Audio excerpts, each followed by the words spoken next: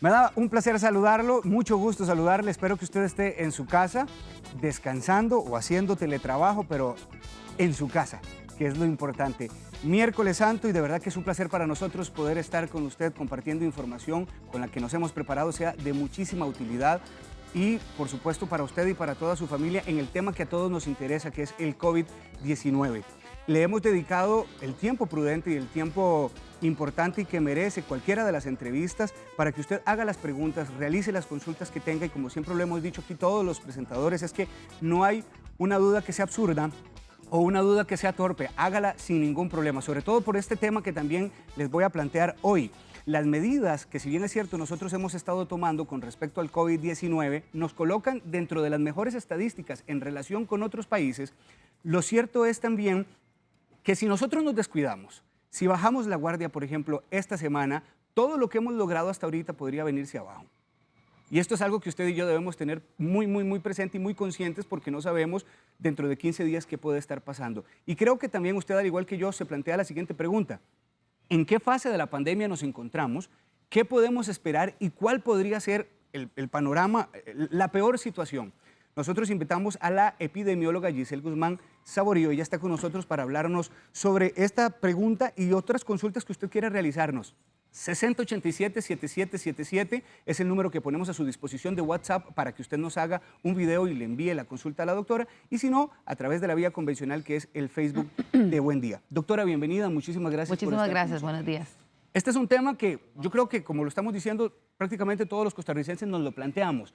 ¿En qué fase de la pandemia nos encontramos, doctora? Sí, bueno, la pandemia se describe o se clasifica en fases de acuerdo a la transmisión del virus. Entonces, en este momento, de acuerdo a la transmisión, nos encontramos en fase 3, que es fase de conglomerados, y esto significa fase de grupos que están identificados alrededor de un caso, pero están localizados y contenidos y aislados.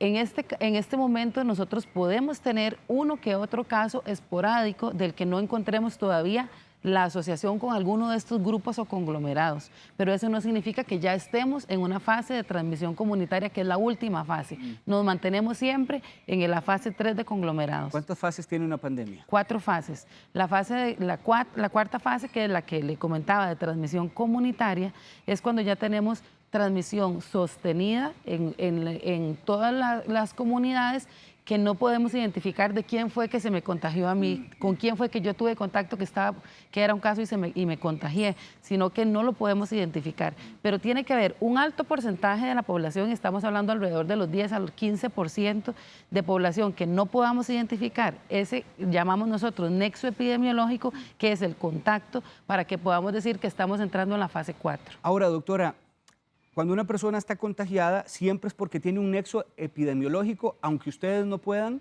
precisar quién fue. La pregunta va en este sentido. ¿O es que ya esta transmisión comunitaria significa que el virus está en el aire y se propaga con mayor facilidad? Significa que no puedo identificar con quién fue que tuve contacto, porque ahí entramos en otro asunto que podemos hablar ahora, y es las personas que transmiten el virus siendo sintomáticos, o sea, que tienen síntomas, o aquellos que son asintomáticos y que no podemos identificar que pudo habernos transmitido el síntoma, pero no es porque el virus anda en el ambiente, ¿verdad? Eso no sucede así. Nosotros hemos preparado, bueno, la curva que usted me enviaba ayer, doctora, porque es uno de los datos que quisiera que todos en casa tengamos bien claro, la vamos a colocar en pantalla para que usted nos explique, porque la verdad es que puede haber cierta dificultad para interpretarla. Vamos a guiarnos en este gráfico verde, que es el más amplio que tenemos en la parte izquierda de la pantalla, y que usted nos enseñe qué es lo que significa esto. Sí, bueno, lo que significa esto es que, bueno, este gráfico es del Ministerio de Salud, de la página del Ministerio de Salud, es el dato oficial del país, y aquí nosotros lo que vamos viendo es cómo, conforme pasan los días, vamos identificando casos confirmados. ¿Qué es lo bueno de esta curva? Que no es tan curva todavía.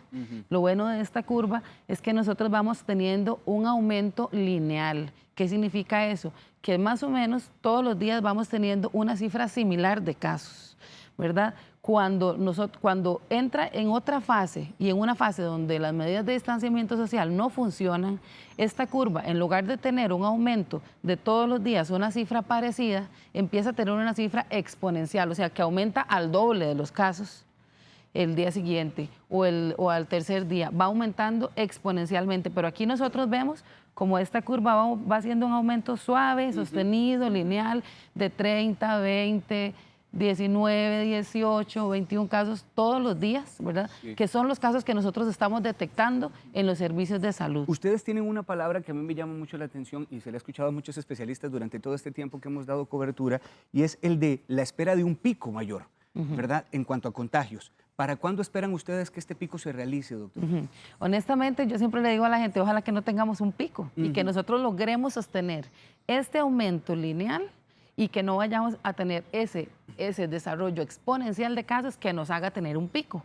¿Verdad? Si nosotros logramos mantener medidas de distanciamiento social, entonces logramos hacer que vaya paulatinamente aumentando de forma lineal los casos, pero no llegar a un pico, digamos, a un pico pronunciado que nos dé el problema de no tener una respuesta de los servicios de salud para atender a la gente. Entonces, no tenemos una tabla mágica que nos diga, en 15 días vamos a esperar un pico, en 20 días vamos a esperar un pico, sino que eso va a depender en mucha medida de las medidas de distanciamiento social que acate la población. Bueno, y le iba a decir, doctora, esta semana entonces es determinante para que este pico que esperaríamos no ocurra, del todo no suceda. Sí, realmente es determinante porque el tema que hablábamos ahora de las personas que no tienen síntomas, que son asintomáticas, hay varios estudios que hablan de que por un caso confirmado puede haber alrededor de 5 a 10 personas que son confirmadas y que no tienen, que por lo menos la mitad no desarrollan síntomas y la otra mitad síntomas que pasan inadvertidos.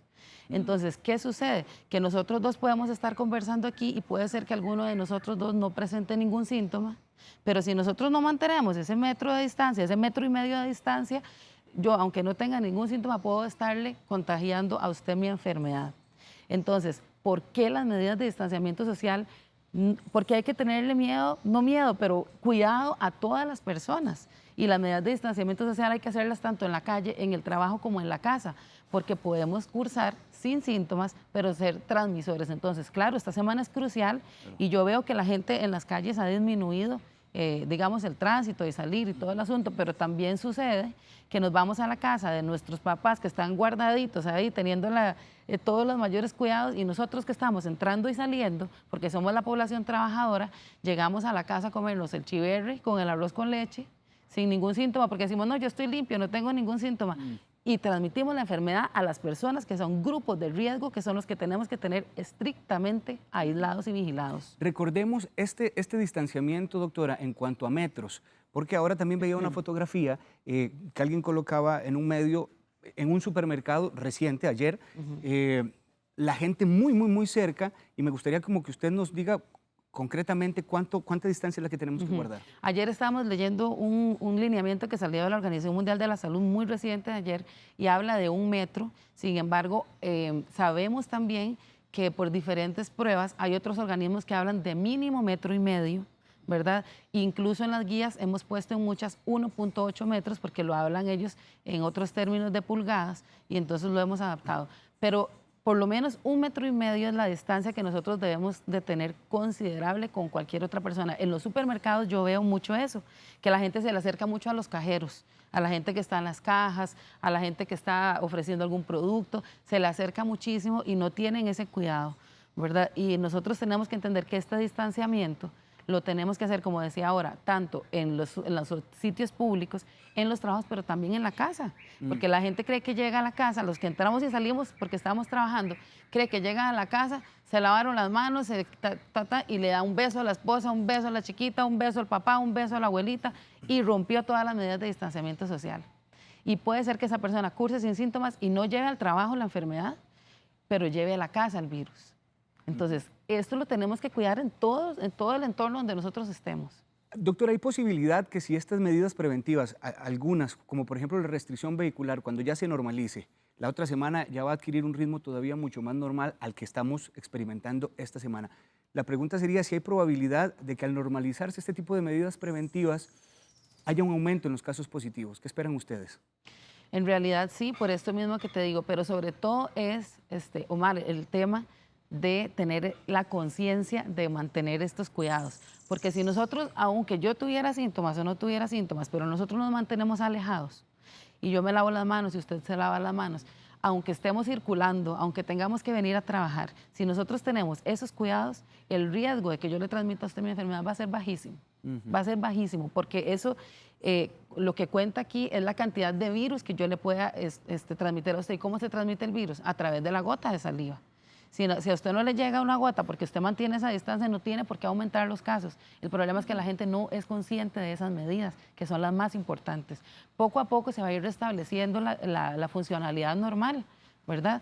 Va a haber probablemente un tiempo donde sigamos manteniendo estas medidas de distanciamiento y después probablemente las recomendaciones van a ir siendo en poblaciones más específicas, ¿verdad? Y se va a ir restableciendo el funcionamiento de la vida de las personas, porque no lo podamos mantener así por siempre. Pero si nosotros mantenemos un estilo de vida diferente a partir de este momento, el cambio en las enfermedades transmisibles va a ser enorme, no solo con coronavirus, sino con influenza, con diarreas, con otro montón de enfermedades que se transmiten igual. Hemos aprendido que el COVID es un virus bastante contagioso. Con base en el tiempo, doctora, ¿esta fuerza de contagio, esta capacidad de contagio del virus va a disminuir o siempre será igual de contagioso? Omar, más bien la contagiosidad del virus aumenta de acuerdo al volumen. Por ejemplo, si aquí estamos un montón de personas y todas las personas tienen el virus, la carga que hay del virus, a que yo me expongo es mucho más amplia. Entonces, si hay muchas personas que están saliendo, que tienen virus o que son sin síntomas, que tienen virus, y yo me expongo a más población contagiada, no es que el virus necesariamente como que toma más fuerza, sino que yo me estoy exponiendo más veces a ese virus, ¿verdad? Entonces es muy probable que haya mucho más gente enferma. Por eso volvemos al tema de que en todos los países uno lee qué es lo que ha hecho bien la gente, cómo es que hemos sostenido la curva, las medidas de distanciamiento social. No hay más que concientizar ese tema. Pero entonces también le entiendo que si no cuidamos de este tipo de medidas y si no las acatamos, este virus, aunque tal vez no sea más fuerte, obviamente se va a propagar más, obviamente va a ser más el contagio. Es importantísimo que tengamos esto claro. Exacto, y la exposición, ¿verdad? Entre yo más me expongo, más posibilidad de enfermarme. Entonces, el salir al supermercado, si yo tengo factores de riesgo, me estoy exponiendo más a que haya más personas ahí con o sin síntomas que me puedan contagiar. En cambio, si yo me mantengo en mi casa y me mantengo aislado de las personas que pueden estarme trayendo un riesgo al hogar, yo no me estoy exponiendo, pero si me estoy exponiendo constantemente, tengo cada vez un aumento de la probabilidad de enfermarme. ¿Cuáles son las recomendaciones enfáticamente en casa, doctora? Porque esto que usted cita es bien importante, pero también es muy difícil llegar a la casa para la gente que vive bajo el mismo techo, o no darle un beso a los padres o no saludar a su pareja. Pero por lo que yo estoy interpretando de usted, esto también hay que evitarlo. Exacto. ¿Qué recomendaciones, además de este distanciamiento, hay que tomar en cuenta en casa propiamente, doctora? En casa, como yo les digo, o sea, la gente que tiene factores de riesgo no tiene que tener absolutamente ningún contacto con nadie que esté entrando y saliendo, porque somos nosotros las personas que estamos, la población trabajadora activa, ¿verdad?, que está entrando y saliendo, las que podemos estar en cualquier momento transmitiendo y llevando a la casa el virus. Entonces, en la casa, ¿qué pasa? Los que tienen factores de riesgo tienen que tratar de mantenerse en un cuarto aparte. Tienen que utilizar utensilios de cocina aparte. Los que comemos, la cuchara, el tenedor, lo que chupamos, ¿verdad? Eso tiene que estar aparte. Por ejemplo, tratar de estar en habitaciones abiertas y ventiladas es muy importante porque eso dispersa totalmente la carga que puede haber del virus en el hogar. Mantener, por ejemplo, cada vez que la persona que entra y sale de la casa, que es la que puede transmitir el virus, cada vez que se bañe, que utiliza el baño, que utiliza la cocina, desinfectar. Sabemos que hay desinfectantes que tienen un producto que se llama amonio cuaternario y ese es un producto que mata el virus. Sabemos que el agua y el jabón eliminan el virus. Sabemos también que el cloro también elimina el virus. Entonces, las personas que están entrando y saliendo deberían utilizar un pañito con estos desinfectantes que tienen este amonio cuaternario o con cloro, con agua diluida con cloro, y limpiar después de que utilizan el baño, la cocina, utilizar un jabón de lavaplatos aparte y en la pila, en otro lugar, para que puedan tener estas medidas en la casa también de distanciamiento social. Entonces, cuando yo llego a mi casa todos los días, yo llego y me cambio la ropa y todo el asunto y me baño, pero ya llegan y se acuestan todos en la cama juntos, hechos una pelota, ¿verdad? Eso no, aquí en este momento tenemos que tener esa responsabilidad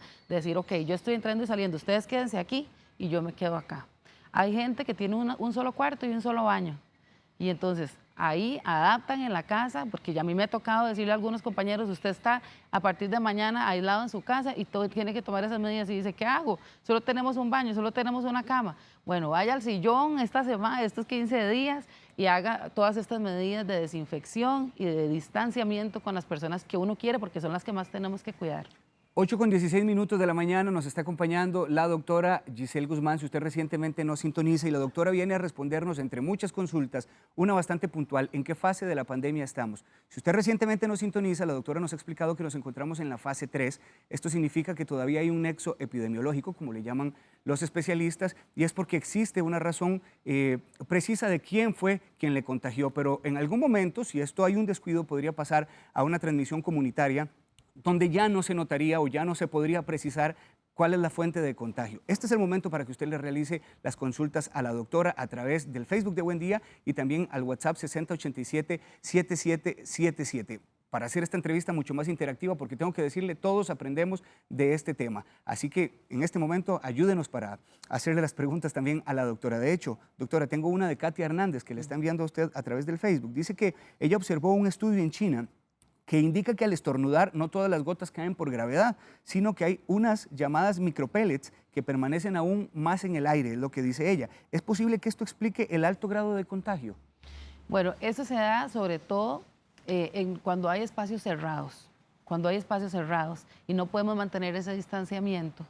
Y entonces las gotas al caer, algunas caen de una vez y otras quedan suspendidas un rato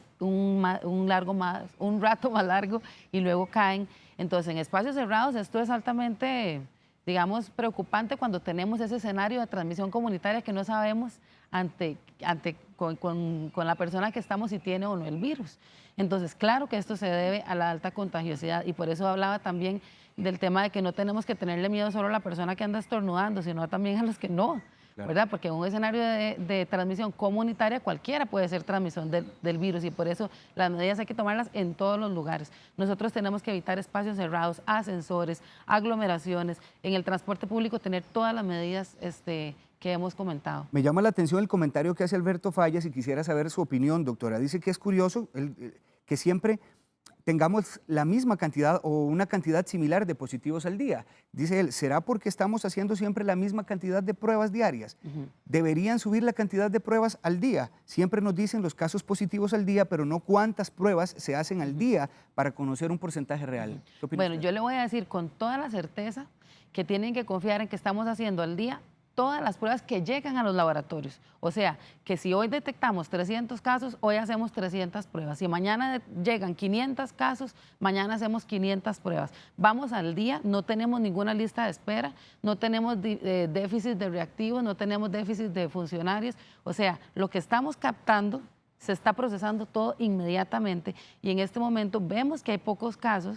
Y nosotros como epidemiólogos nos preocupa saber a dónde están, ¿verdad? Y de hecho el Ministerio de Salud sacó un lineamiento donde amplió muchísimo a quién vamos a llamarle caso para detectar lo más posible. Y el mensaje del ministro ha sido, busquemos estos casos hasta por debajo de las piedras y eso estamos haciéndolo. Y ayer yo hablaba de eso con mis compañeros, yo les digo, qué raro, porque si lo estamos buscando ahora mucho más, ¿por qué seguimos igual? Bueno, probablemente estas medidas de distanciamiento social nos están surtiendo efecto, ¿verdad? Nos están surtiendo efecto. Entonces ahí, insistir, Omar, en que tenemos que mantenernos ahí. Es importante que sepan y que confíen que el sistema está atendiendo todo lo que llega. Todo, sí, absolutamente todo lo que llega se está procesando. Y de hecho esto que usted dice ahora, más adelante vamos a tener una entrevista con el doctor Roberto Arroba, que viene a hablarnos un poquito de este plan del gobierno, por decirlo de alguna manera, que el COVID no llegue sino nosotros llegar al COVID. Bueno, los especialistas atacando al COVID a través de este tipo de pruebas y este tipo de diagnósticos un poco más masivos y por diferentes zonas geográficas. Así que los invito también para que se queden, porque ese tema va a estar muy interesante y el doctor Arroba nos lo va a explicar con claridad. Bueno, te quería adelante, ampliar doctora. Que incluso esta semana nosotros tenemos en el país un sistema de vigilancia que se llama Vigilancia Centinela, que son como detectives, son como establecimientos de salud que son como los detectives que están vigilando cómo se comportan los virus respiratorios, y hay vigilancia centinela para otro tipo de enfermedades, pero en este caso específico de virus respiratorios. Entonces, en esas unidades normalmente se venían tomando 3 muestras por semana de personas que cumplían con unos criterios clínicos de gripe, ¿verdad? Sin embargo, ahora vamos a ampliar a 15 pruebas en todos estos lugares que son estratégicos en el país, que son como detectives centinela de las infecciones respiratorias, para que aumenten a 15 más las muestras aleatorias de todas las personas que llegan con alguna sintomatología respiratoria, aunque no sea un caso sospechoso de COVID, para tratar de ampliar esa búsqueda. Muy interesante. De los casos. Doctora, Michael Mora dice, ante esta pandemia muchas personas hablan de los beneficios del hipoclorito de sodio. ¿Qué opinión tiene usted?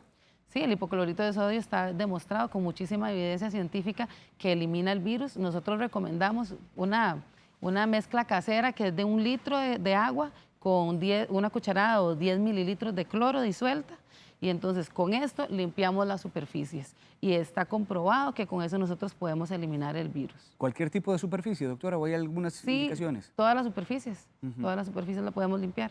Fer Picado dice, siempre llegaremos, y gracias Fer por esta pregunta porque la tenía yo acá también en el cuestionario, siempre vamos a llegar a la fase 4, el virus siempre tendrá una transmisión comunitaria, ¿y qué podemos esperar al Siempre, respecto? claro, porque ¿qué es lo que pasa? Estamos ante un virus nuevo que ninguna persona en el país tenía anticuerpos o defensas, ¿verdad?, para responder ante este virus. Entonces, ¿qué pasa? Eso se llama, cuando yo no tengo ninguna defensa, se llama que yo estoy susceptible, que cualquier persona que se expone se enferma o se puede enfermar, depende cómo responda su sistema inmunológico de las defensas, ¿verdad?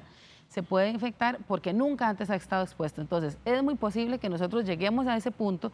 Todos los países llegan a ese punto. Vean China, vean Italia, vean España, vean Estados Unidos en este momento, ¿verdad? Todos llegan a ese punto. El tema aquí, ¿cuál es, Omar? No es contar los casos. No es si vamos a contar 500 casos o 1000 casos o 1500. Es de esos, ¿cómo hacemos nosotros para que nuestros grupos de riesgo no lleguen a ser de ese grupo masivamente? ¿Qué hacemos si todos nuestros adultos mayores se nos enferman el fin de semana con cardiopatías o con diabetes? Y ahí colapsamos todos. Entonces, en el momento en que esa fase llegue, tenemos que ir atajando, digamos, ¿verdad?, a los grupos de riesgo para que nosotros tengamos la oportunidad de la atención en el servicio y podamos salir adelante con todos. Curiosamente, doctora, en relación con otros países centroamericanos, nosotros tenemos un número considerable de personas contagiadas, pero me llama la atención que Costa Rica tiene la tasa de mortalidad más baja en relación con estos países, de 0.4 alrededor. Prácticamente han sido 2 personas las que han fallecido a raíz de esto. Y eso me llama mucho la atención y quisiera preguntarle si es posible que nosotros podamos mantener todavía este número tan bajo en cuanto a la tasa de mortalidad. Sí, pues es todo un reto, pero sí lo podemos hacer. Sí lo podemos hacer porque eso depende de este comportamiento que te digo que van a tener las personas con factores de riesgo. Si nosotros enfocamos todas nuestras medidas en este grupo de riesgo, nosotros sí podemos mantener. Veamos Alemania. ¿Has visto Alemania que tienen una gran cantidad de personas infectadas, pero la mortalidad es bajísima, ¿verdad? ¿Por qué? Porque Alemania tiene varias estrategias. Uno es el seguimiento de los contactos, ¿verdad? Es que nosotros también lo tenemos. El aislamiento de los grupos vulnerables, pero además la preparación de los servicios de salud para atender oportunamente, o sea, en el momento en que la persona requiera el servicio, la gente tenga la atención hospitalaria necesaria para darle todo el soporte durante la enfermedad. Entonces, ¿qué pasó en Italia? Que ellos tenían sus servicios prácticamente colapsados solamente con las gripes estacionales que ya tenían todos los años. Ya ellos llegaban a un tope prácticamente del 100% de ocupación hospitalaria. No tenían posibilidad de expansión. Entonces, los agarró una serie de cosas, ¿verdad? Una población adulta mayor muy envejecida, en promedio 81 años. Los agarró, es que esa población todos eran en su mayoría tabaquistas, con enfermedades pulmonares crónicas. Los agarró que tenían enfermedades cardiovasculares y diabetes, casi todos. Y además, que no tenían posibilidad de expandirse más allá de que ya tenían sus servicios al tope. Entonces, cuando esas personas que ya tenían todos esos factores de riesgo juntos se enfermaron, no tuvieron cómo darle soporte. Y por eso la mortalidad se fue para arriba. Entonces, ¿qué es lo que nosotros necesitamos? Como yo le decía, no importa que nos infectemos, que haya personas jóvenes y que tengamos pocos síntomas. El problema es que esos grupos vulnerables no se nos pueden enfermar. Y si se nos enferman, tiene que ser gotita a gotita para poderlos atender y que salgan adelante. Esa es la estrategia, Sí, ¿verdad? en el caso de las personas que están en la UCI, en la unidad de cuidados intensivos, doctora, ustedes nos han enseñado que no hay un tratamiento ahorita, y eso está claro, pero ¿cuáles son los cuidados específicos que estas personas están teniendo? Porque también ya hemos visto que hay personas que han estado en cuidados intensivos que ya salieron dichosamente de esta situación.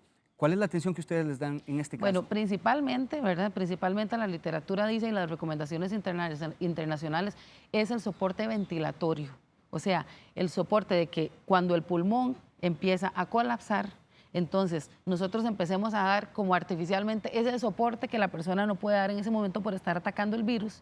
Entonces nosotros lo vamos sosteniendo ventilatoriamente. Están probando, como dijiste ahora, tratamientos, ¿verdad? Terapias diferentes que todavía no tenemos evidencia suficiente, pero igual estamos dándole el beneficio de la duda, un beneficio sobre el riesgo que podría tener el uso del tratamiento. Sin embargo, el principal soporte es el soporte ventilatorio, o sea, darle a la persona la posibilidad de que su sistema respiratorio no colapse, sino que lo vamos sosteniendo mientras ella va atacando este virus con su sistema de las defensas. ¿Y están dando soporte con algún tipo de medicamento?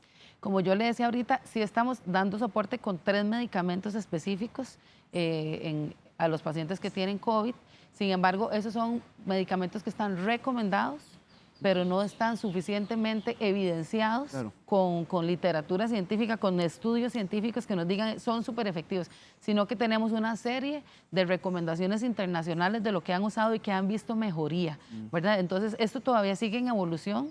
Nosotros estamos dando todo lo que está recomendando los organismos internacionales y los países. Por ejemplo, estamos siguiendo la recomendación que nuestras autoridades tienen reuniones con los expertos del Centro de Control de Enfermedades de China, ¿verdad? Donde ellos están asesorando todo lo que han vivido, las lecciones aprendidas y las recomendaciones, lo estamos haciendo nosotros aquí.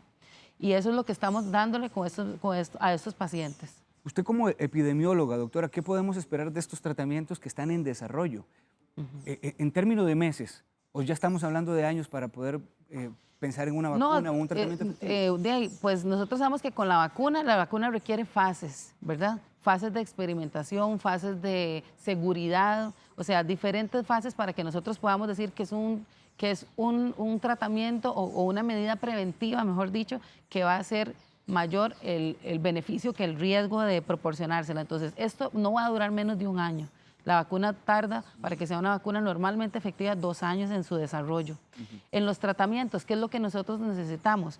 Que agrupen una cantidad de pacientes que nos den datos importantes para tomar decisiones. Yo no sé si ustedes se acuerdan, como creo que fue el 14 de febrero, que el CDC chino sacó un artículo diciendo, ahora sí conocemos la enfermedad, porque tenemos agrupados 77,000 personas chinas, ¿verdad? A las cuales seguimos y podemos saber que de las que se enferman el 80% son leves, porque ya lograron acumular la experiencia de 77,000 personas para podernos decir, ok, ahora sí tenemos datos consistentes que podemos generalizar al resto de la población y que nos pueden dar números que nos pueden guiar. Eso mismo necesitamos con los ensayos clínicos.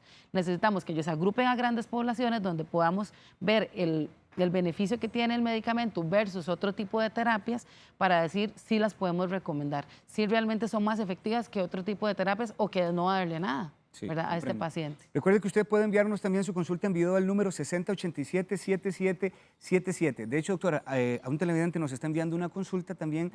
A través de esta vía la vamos a atender porque tiene que ver con la posibilidad de contagio en supermercados, que me llama mucho la atención. Buenos días. Buenos días, mi consulta sería la siguiente. ¿Qué probabilidad existiría en los contagios en los supermercados, al tener contacto con coches, canastas y los mismos, abarrotes, frutas y verduras? ¿Cuáles serían las medidas para en ese caso? Muchas gracias. Bueno, si el supermercado tiene todas las medidas que está recomendando el Ministerio de Salud de no tener gente aglomerada, de no tener todo eso, baja la posibilidad de que yo me contagie, pero no la elimina. La elimina si yo toco cualquier cosa y me lavo las manos, uso mi alcohol gel, si yo mantengo la distancia entre una persona y otra, si yo toco alguna cosa y no me toco la cara, ¿verdad?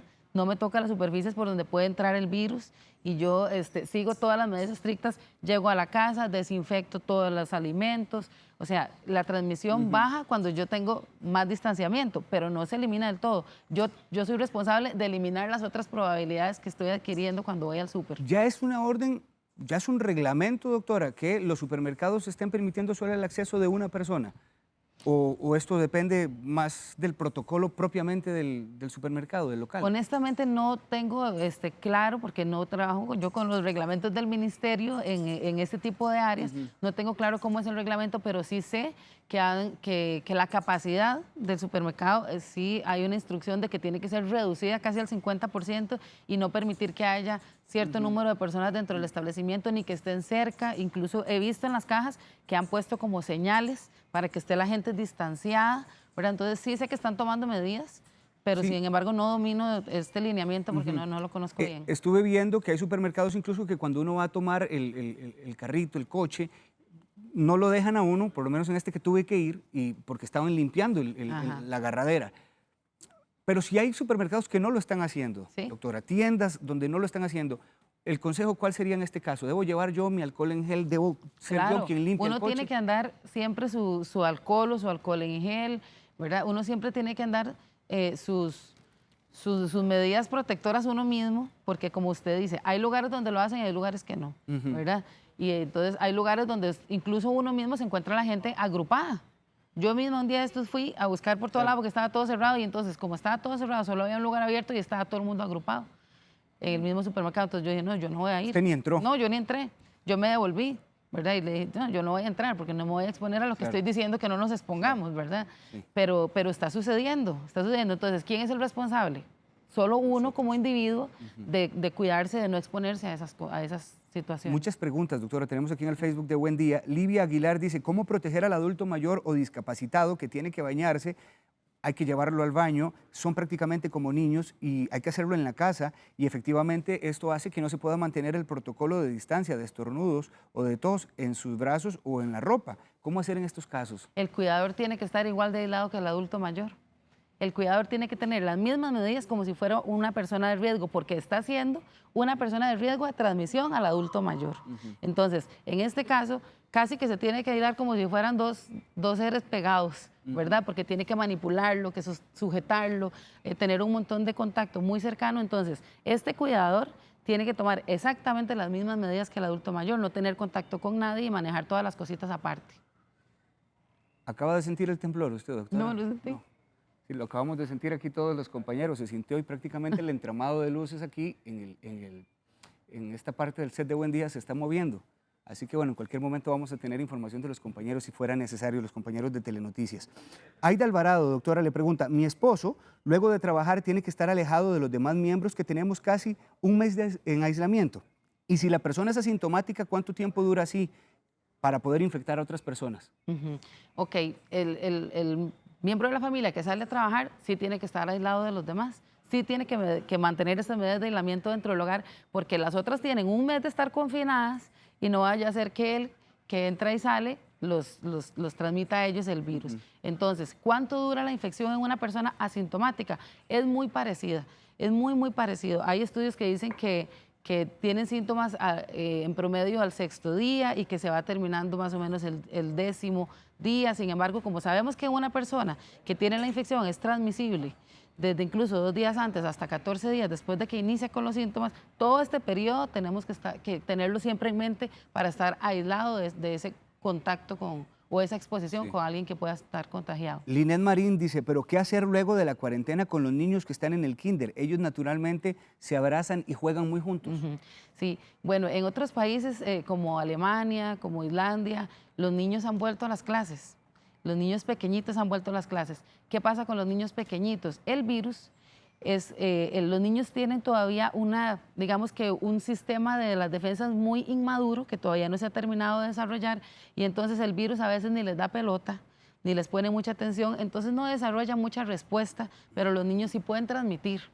Entonces, Los niños, en el momento en que los niños lleguen, probablemente los niños no van a sufrir ningún riesgo, a menos que tengamos niños que tienen factores de riesgo, que esos ni siquiera los vamos a mandar nunca más durante el tiempo de advertencia del ministerio al kinder, pero los niños que tienen su sistema inmunológico de las defensas normal, van a ir y van al kinder y probablemente no se van a enfermar, sí se van a contagiar en algún momento, pero ¿qué pasa con esos niños? Otra vez los tenemos que mantener alejados de los miembros de la familia que sí tienen factores de riesgo. Doctora, ¿por qué al inicio de la pandemia el mensaje era muy claro con respecto a cuidar a las personas con enfermedades crónicas, niños con enfermedades crónicas, y sabíamos que los hipertensos, que los diabéticos, que los tabaquistas, había que cuidarlos con mucha más razón? Pero de un momento a otro comenzamos a observar una conducta que me pareció muy diferente, y fue que adultos jóvenes también comenzaron a enfermarse al punto de que hoy la estadística habla de que muchos de los infectados son adultos jóvenes.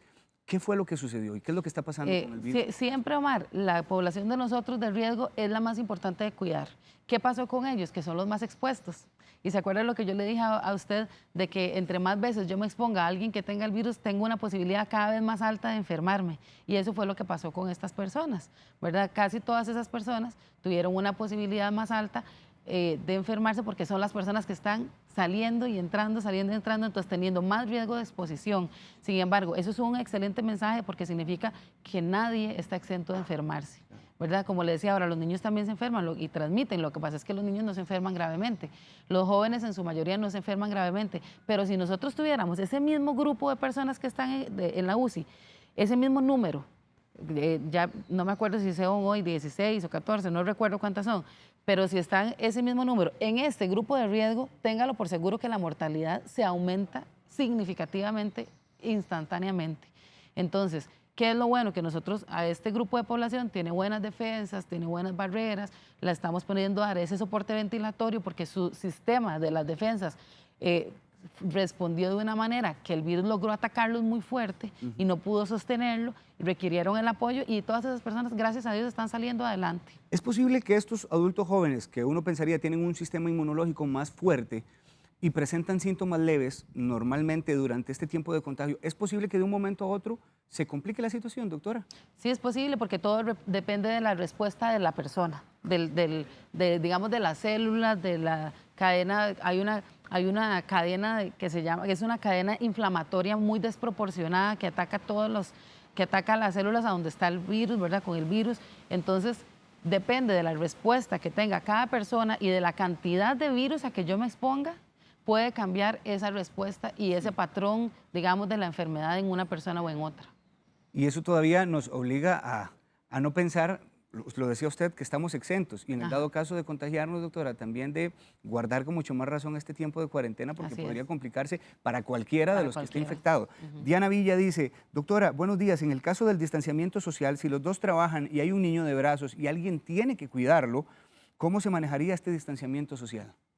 Sí, bueno, en esos casos es muy complicado, porque obviamente que un niño siempre está pegado con los papás y además los tienen que dar los cuidados. Entonces, ahí yo sí recomendaría en la casa, por ejemplo, con niños o con personas de riesgo, que definitivamente nosotros no podamos mantener la distancia y las medidas, el uso del cubrebocas ahí sí está, digamos, recomendado.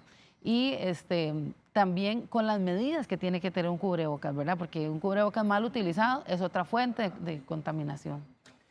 Doctora, un virus como el SIDA, que si no mal recuerdo fue diagnosticado por allá de 1981, pero para lograrse saber qué era el virus, prácticamente los científicos tardaron 2 años para saberlo. Y después de que se supo que era, a diferencia de este COVID-19, que al menos ya en cuestiones de días prácticamente, por allá del 6 de enero ya se sabía, como usted decía, qué virus era, qué era lo que estaba afectando, pero el SIDA forma parte de la población mundial y ya está. ¿Va a ocurrir igual con el COVID-19? ¿Será un virus que no nos va a dejar? Claro, va a ocurrir lo mismo, igual que fue el H1N1 hace 11 años, la influenza H1N1, que fue la influenza pandémica. Igual, de esa misma manera, nosotros vamos a tener el COVID, pero como le digo, ya para dentro de unos meses para acá, nosotros ya vamos a tener, nuestro sistema inmunológico ya va a haber reaccionado al virus, vamos a tener anticuerpos. ¿Por qué? Porque algunos nos vamos a enfermar, otros nos vamos a inmunizar por el contacto con las personas que adquirieron defensas, otros vamos a empezar a recibir vacunas. Entonces va a ser también un virus que se va a quedar con nosotros. Entonces voy a entender que ¿nos vamos a seguir contagiando, doctora?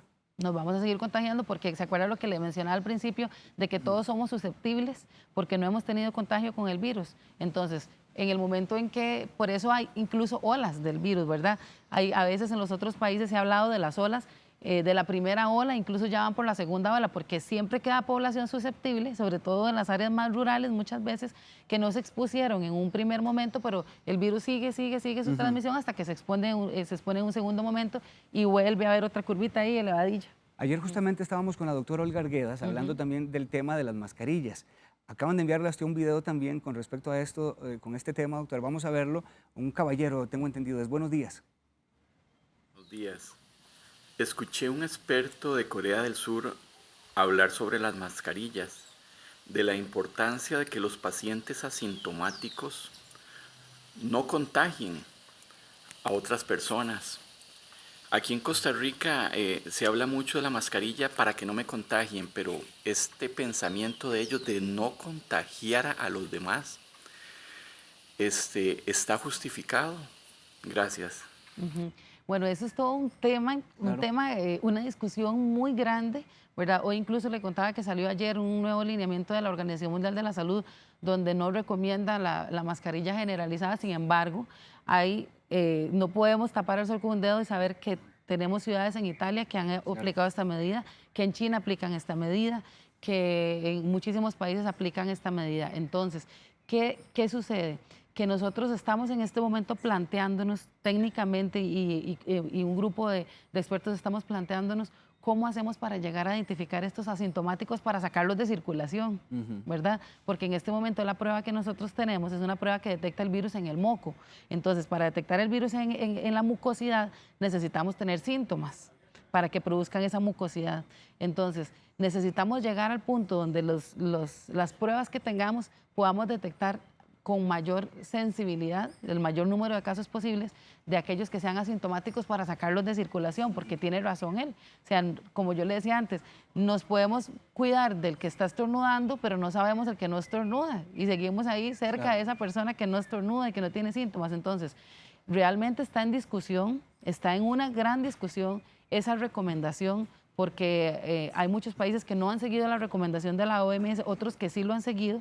Sin embargo, también quiero dar el mensaje de que si se le da a toda la población, en lugar de que nosotros fijemos nuestra estrategia en mantener a los de riesgo aislados, en mantener a los casos y sus contactos aislados, que esos pueden ir incluidos los asintomáticos, sus casos y los contactos aislados, y nosotros mantenemos todo el equipo de protección personal y las mascarillas para el personal de salud priorizadamente, es una medida mucho más efectiva de respuesta a la pandemia que darle a todo el mundo y no tener ni siquiera en el hospital con qué cubrir a la gente que está exponiéndose de frente con ellos. Doctora, gracias por todos estos minutos que nos ha acompañado, nos ha explicado muy claro y quiero felicitarle a usted y a todo el equipo de especialistas que han estado atendiendo este caso con la responsabilidad y la rigurosidad, sobre todo porque usted ahora decía que usted también llega a la casa, usted sabe que es una persona que está en exposición diaria prácticamente, y bueno, eso la hace también, me imagino yo, también tener ciertos niveles de ansiedad a nivel muy personal.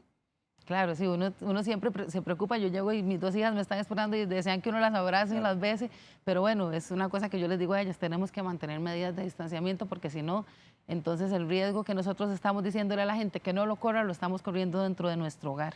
Me gustaría que usted nos dé un mensaje para todos los que están en casa. Esta es una semana diferente, es una semana mayor atípica, ¿verdad? Donde no hay viaje a playas, donde no se está recomendando ni siquiera salir a visitar al familiar que vive cerca, nada de esto. ¿Cuál es su mensaje, doctora, al televidente? Mi mensaje primero es que confíen en que el sistema de salud, que detrás del ministro, detrás del doctor Macaya de la Caja, detrás de todas las personas que están tomando decisiones en este momento, hay un equipo enorme de gente que está estudiando, que está pensando, que está asesorando de la forma más responsable posible las medidas que se están tomando.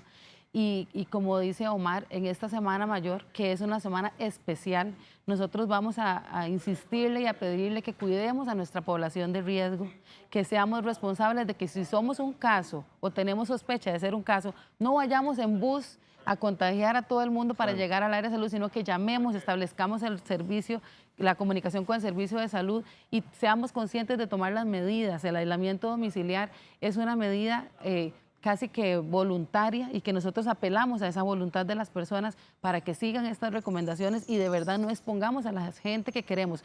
Un solo miembro de la familia que no esté, para cada uno de nosotros va a significar muchísimo. Entonces, estas medidas hagámoslas con conciencia, con respeto y confiemos en el sistema de salud que está pues brindándonos todas las posibilidades para que podamos salir adelante de la pandemia. Nuevamente, gracias, doctora. Un placer. La epidemióloga Giselle Guzmán Saborío, ¿verdad, doctora? Usted puede llamar si necesita más información al respecto. Todo lo que ha estado dando, el número telefónico que ha estado dando el Ministerio de Salud es el 1322.